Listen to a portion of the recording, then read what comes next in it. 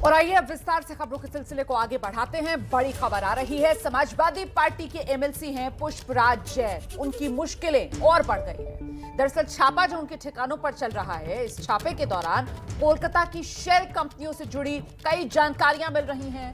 हमारे सहयोगी ओम प्रकाश तिवारी ने यह खबर ब्रेक की है। सीधे आपको लेकर चलते हैं ओम प्रकाश तिवारी के पास और उनसे समझते हैं कि आखिरकार ये कोलकाता की शेल कंपनियों से जुड़ा हुआ मामला है क्या। रोमाना, मैं आपको बता दूं कि ये जो छापेमारी चल रही है ये पंपी जैन के ठिकानों पर तो चल रही है, इसके अलावा एक अलग मामले में चल रही है जिसको यूपी का इनकम टैक्स है वो अंजाम दे रहा है। वो मामला है कि जो पिछले दिनों जीएसटी ने छापेमारी की थी पीयूष जैन के ठिकानों पर, वहाँ से जानकारी मिली थी क्योंकि पीयूष जैन ने मलिक फ्रेगनेंस और जो तमाम कंपनियां इनके यहाँ पर उसने शुरुआती दौर में काम सीखा था, तो आयकर विभाग को शक था कि इन लोगों के पास भी और कुछ नकदी हो सकती है, लिहाजा उस आधार पर छापेमारी की जा रही है। लेकिन पंपी जैन के यहाँ जो छापेमारी चल रही है वो मुंबई की जो इनकम टैक्स यूनिट है वो कर रही है। और इस छापेमारी के दौरान पता चला है सूत्रों के मुताबिक कि बोगस कंपनियों से शेयर कैपिटल लिया है पंपी और उसकी कंपनियों ने। इन दस्तावेजों की जांच का काम जारी है। सूत्रों का कहना है कि करोड़ों रुपए के ये बोगस शेयर कैपिटल हैं और अगर ये आगे की जांच के दौरान अगर ये बोगस शेयर कैपिटल साबित हो गए जांच में, तो पंपी जैन को मनी लॉन्ड्रिंग एक्ट का भी सामना करना पड़ सकता है, यानी इन्फोर्समेंट डायरेक्टरेट भी उसकी जांच में आ सकती है। फिलहाल आयकर विभाग को जो दस्तावेज मिले हैं उनकी जांच जारी है। साथ ही अब तक की छापेमारी के दौरान इन ठिकानों से कुछ नकदी और कुछ जेवरात भी मिला है, लेकिन आयकर विभाग के सूत्रों का कहना है कि अभी उनकी काउंटिंग का काम जारी है, लिहाजा पूरी क्या क्या बरामद हुआ है उसकी पूरी डिटेल नहीं दी जा सकती। ओम प्रकाश तिवारी बेहद अहम जानकारी दे रहे हैं, आप लगातार नजर बनाए रखिए, दोबारा आपका रुख करेंगे। इस समय यूपी में दो ही जैन की चर्चा है, एक 196 करोड़ कैश वाले पीयूष जैन की चर्चा है, तो वहीं समाजवादी इत्र लॉन्च करने वाले समाजवादी पार्टी के एमएलसी पुष्पराज पंपी की भी चर्चा है। एबीपी न्यूज लगातार इस खबर से जुड़ा हर अपडेट सबसे पहले आप तक पहुंचा रहा है। पुष्पराज जैन के वहां छापा आज पड़ा है, एक एक करके खुलासे हो रहे हैं, वो भी आप एबीपी न्यूज पर लगातार देख रहे हैं। वहीं दूसरी तरफ पीयूष जैन पर भी सारे बड़े खुलासे एबीपी न्यूज ने किए। आपको दिखाते हैं पीयूष जैन की पूरी कुंडली।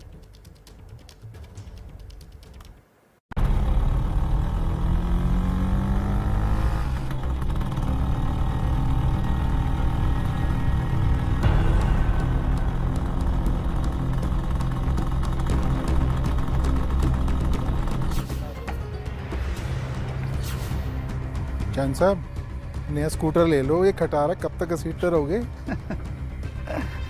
भैया, जब पुराने से काम चल रहा हो तो नए की क्या जरूरत, और ओल्ड हमेशा गोल्ड होता है।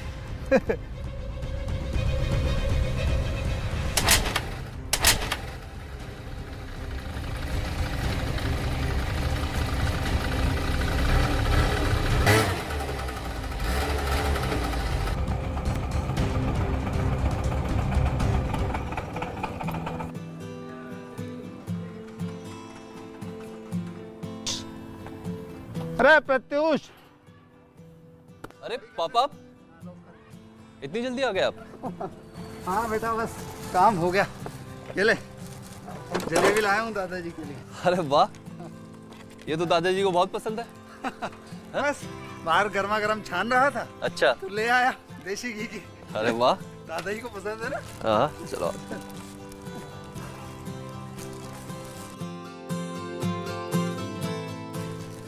दादाजी, हाँ ये लीजिए, क्या है? आपकी पसंदीदा जलेबी। अरे वाह, कौन लाया? पापा? हाँ बाबा, हम ही लाए हैं।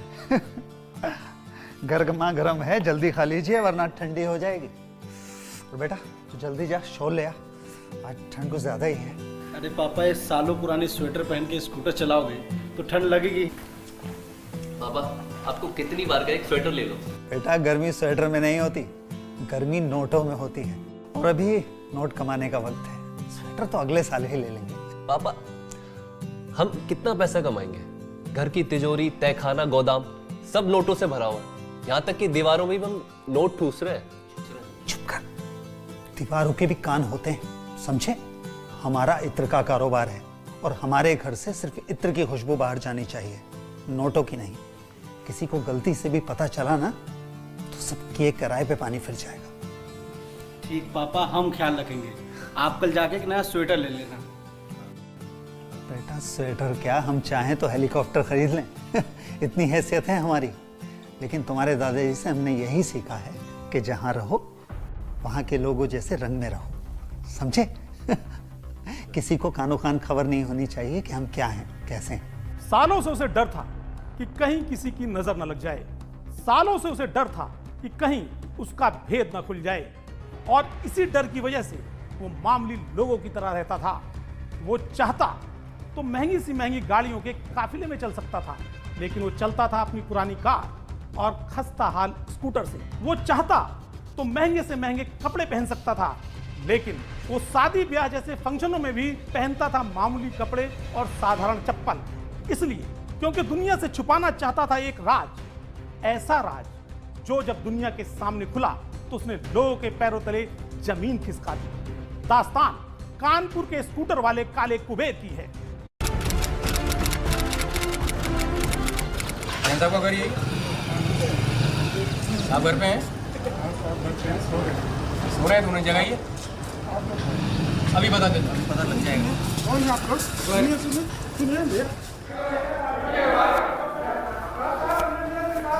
अबे चुप हो जाइए, हैं? क्या हल्ला मचाए हो बे? और आप कौन है? हम लोग अहमदाबाद से आए, जीएसटी इंटेलिजेंस। हमने अहमदाबाद में गणपति रोड कैरियर से कई ऐसे ट्रक पकड़े हैं जिनमें फर्जी इनवॉइस के आधार पर जीएसटी की चोरी की जा रही है। छानबीन करने पर हमें दूसरे ऐसी इनवॉइस मिली है जिनमें कानपुर और कन्नौज का एड्रेस दिखा है, और तहकीकात करने पर हमें आपका बताओ, नीचे आइए, आपसे बात करेंगे। 22 दिसंबर को अहमदाबाद जीएसटी इंटेलिजेंस की टीम कानपुर के जिस पते पर पहुंची, वो पता इत्र के व्यवसायी पीयूष जैन का था। मामला केवल 12 करोड़ रुपए की चोरी का था, और जीएसटी इंटेलिजेंस की टीम वहां पर कर चोरी के मामले में छापा मारने पहुंची थी। लेकिन दिलचस्प बात यह है कि जीएसटी इंटेलिजेंस की टीम ने ना तो अपनी कानपुर और ना ही लखनऊ किसी भी स्थानीय टीम को साथ नहीं लिया था, क्योंकि उन्हें डर था कि यदि इस रिपोर्ट बाहर गई तो बात फैल जाएगी और उनकी रेड नाकाम हो जाएगी। बैठिए सर। जैन साहब, घर तो आपने बहुत आलीशान बनाया है, लेकिन जीएसटी की धांधली भी खूब की है। आप बताएंगे आपका धंधा क्या है? इत्र का छोटा सा कारोबार है, विदेश में भी एक्सपोर्ट करते हैं। हाँ, उसकी खुशबू तो आ रही है, लेकिन आपकी इस खुशबू में है हमें कई राज की बू भी आ रही है। हमें आपके पूरे घर की तलाशी लेनी है। तलाशी की क्या जरूरत है साहब? आप लोग अपना काम शुरू कीजिए। तलाशी शुरू हुई तो जीएसटी इंटेलिजेंस के अधिकारियों की आंखें फटी की फटी रह गईं। वो पीयूष जैन की जिस कोठी में बैठे थे, उन्हें अंदाजा भी नहीं था कि वो कुबेर के किसी खजाने में घुस आए हैं। जीएसटी इंटेलिजेंस के अधिकारियों को यह अंदाजा भी नहीं था कि पीयूष जैन के घर की अलमारियां और लॉकर ही नहीं, दीवारें भी नोट उगलना शुरू कर देंगी। तलाशी का आलम यह था कि जीएसटी इंटेलिजेंस के अधिकारी जहां भी हाथ लगाते थे, जहां भी हाथ रखते थे, वहीं से नोटों का झड़ना शुरू हो जाता था। पीयूष जैन के घर पर छापेमारी के बाद जीएसटी इंटेलिजेंस के अधिकारियों के सामने नोटों का अंबार लग गया। यहां तक कि नोटों के अंबार को गिनने के लिए उन्हें नोट गिनने वाली मशीनें मंगानी पड़ी। 1 मशीन, 2 मशीन, 3 मशीन। हद तो तब हो गई जब ये नोट गिनने वाली मशीनें भी गर्म होने लगी और उन पर नोट लगाने वाले अधिकारी भी थकने लगे। इस स्थिति में नोट गिनने वाली मशीनें और दूसरे अधिकारी बुलाए गए। जैन साहब, इतने नोट तो हमने खुद अपनी जिंदगी में कभी नहीं देखे। ये सब इत्र की कमाई है या कुछ? सर अंदर तो सोने की ईंटें और बिस्कुट मिल रहे हैं सर, तलाशी में। क्या? हाँ जी सर। जैन साहब, हमने तो अब तक सिर्फ कुबेर की कहानियां सुनी थी, आज आपके रूप में साक्षात दर्शन कर लिए। और क्या क्या छुपा रखा है इस घर में? पीयूष जैन के कानपुर वाले घर पर जीएसटी इंटेलिजेंस के अधिकारियों को इतने नोट मिले कि उनकी गिनती 5 दिनों तक चलती रही। और यही हालत उसके कन्नौज वाले घर की भी रही, जहां नोटों की बरसात के साथ साथ सोने के बिस्कुट और सोने की ईंटें भी मिलती रही। एक्सक्लूसिव तस्वीरें पीयूष जैन के कन्नौज वाले घर की हैं।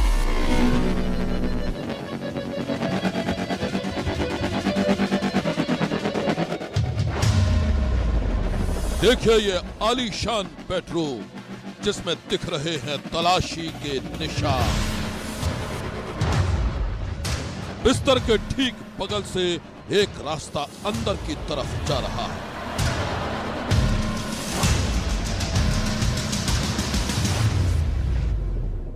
यहीं से आपको एक सीढ़ी नीचे की तरफ जाती दिख रही होगी।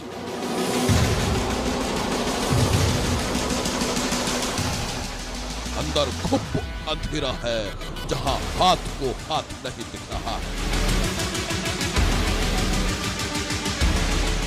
सूत्रों के मुताबिक यहां भी पैसा छिपा कर रखा गया था।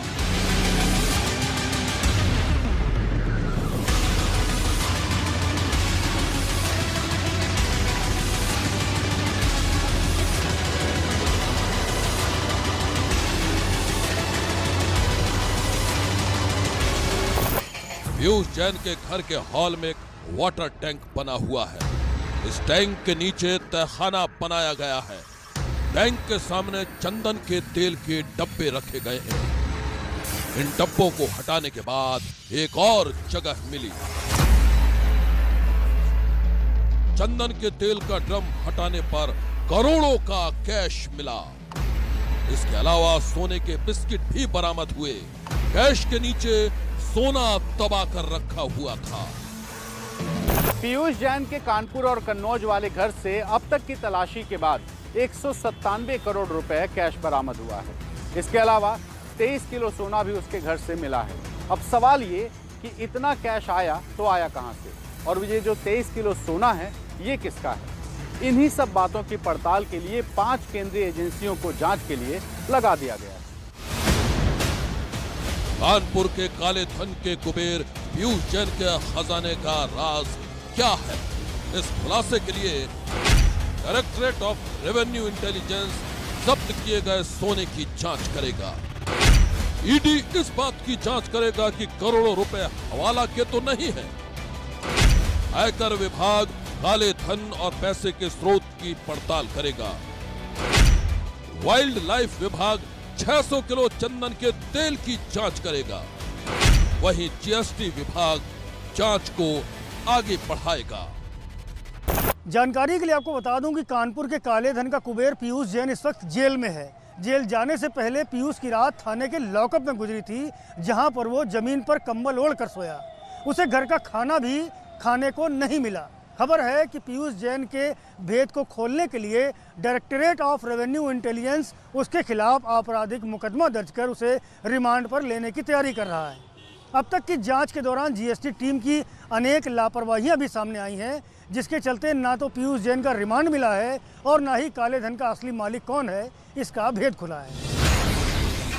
दस्तावेजों के मुताबिक पीयूष जैन की कंपनी ओडोकैम इंडस्ट्री कंपनी की टर्नओवर मात्र 5 करोड़ रुपए है। इस कंपनी के 3 साझेदार हैं, पीयूष जैन, उसके पिता महेश जैन और भाई अम्बरीश जैन। कंपनी की साल 2017-18 में 1 करोड़ 70 लाख की टर्नओवर थी। ऐसे में अब सबसे बड़ा सवाल है कि पीयूष जैन के घर से बरामद हुए करीब 200 करोड़ के काले धन का राज क्या है? कुछ बता दीजिए सर, किसका पैसा था ये? कहाँ से आया इतना सारा पैसा? आप लोग का था, किसी और का था? क्या और का था? क्या है? पॉलिटिकल आरोप जो लग रहे हैं उस पे बता दीजिए। पीयूष जैन के घर से काले धन का जो खजाना मिला है, उसके बारे में उसके परिवार वाले कुछ भी नहीं बोल रहे हैं। पूछताछ के दौरान पीयूष जैन ने भी अपने अलग अलग बयान से जांच अधिकारियों को गुमराह ही किया है। वो कुछ भी सही नहीं बता रहा है और ऐसे में रहस्य की ये गुत्थी उलझती चली जा रही है। पीयूष जैन की बात की जाए तो उसके पुरखे कई पीढ़ियों से कन्नौज में ही रहते हैं। लोगों का कहना है कि बढ़िया कारोबार और बढ़िया मकान होने के बावजूद पीयूष का जो लाइफ स्टाइल था वो बेहद साधारण था।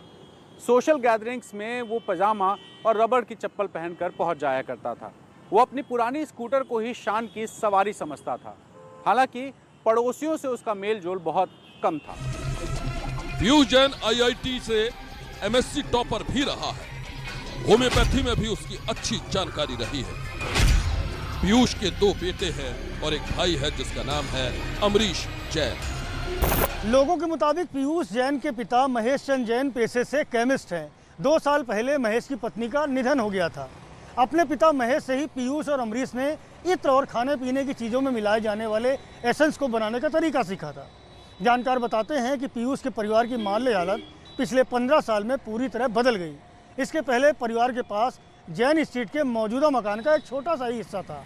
आर्थिक हालात बदले तो आसपास के 2 मकानों को खरीदकर एक कर दिया गया। दावा किया जा रहा है कि करीब 700 वर्ग गज के इस मकान को बनवाने के लिए जयपुर से कारीगर बुलवाए गए थे। मोटी मोटी दीवारें, महंगे एयर कंडीशनर, स्टील की बालकनी और दरवाजे इस कोठी को बाकी मकानों से एकदम अलग बनाते हैं। इतना बड़ा कारोबार और जोखिम होने के बावजूद घर के किसी भी बाहरी हिस्से में एक भी सीसीटीवी कैमरा नहीं दिखता है। घर भी ऐसा बना है कि दूसरे मकानों से बालकनी के अलावा कुछ भी नहीं दिखता। इस घर में ज्यादातर पीयूष के पिता महेश चंद्र जैन और उनका स्टाफ रहता है। पीयूष और उसका भाई अम्बरीश यहाँ अक्सर आते जाते रहते थे। पड़ोसियों के मुताबिक पीयूष जैन का परिवार मिलनसार भले ही ना हो, लेकिन विनम्र जरूर है।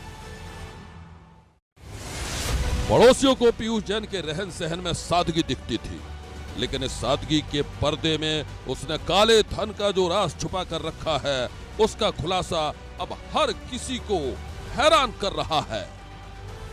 पीयूष जैन के घर और उसके अलग अलग ठिकानों से अब तक बरामद 197 करोड़ रुपए और 23 किलो सोने का सच क्या है? आखिर उसकी कमाई का फॉर्मूला क्या है जिसने उसके घर को बना दिया काले धन का खजाना? इस रहस्य की गुत्थी अब तक अनसुलझी भले ही हो, लेकिन सियासी गलियारों में पीयूष जैन के इत्र के भ्रष्टाचार की खुशबू खूब महक रही है। कानपुर की धरती से प्रधानमंत्री नरेंद्र मोदी ने पीयूष जैन के तार समाजवादी पार्टी से जोड़े तो उन्नाव में अखिलेश यादव ने पलटवार करने में देर नहीं लगाई। अब पीयूष जैन का पूरा सच क्या है, इस बात की पड़ताल जांच एजेंसियां मुकम्मल तहकीकात के बाद ही लगा पाएंगी।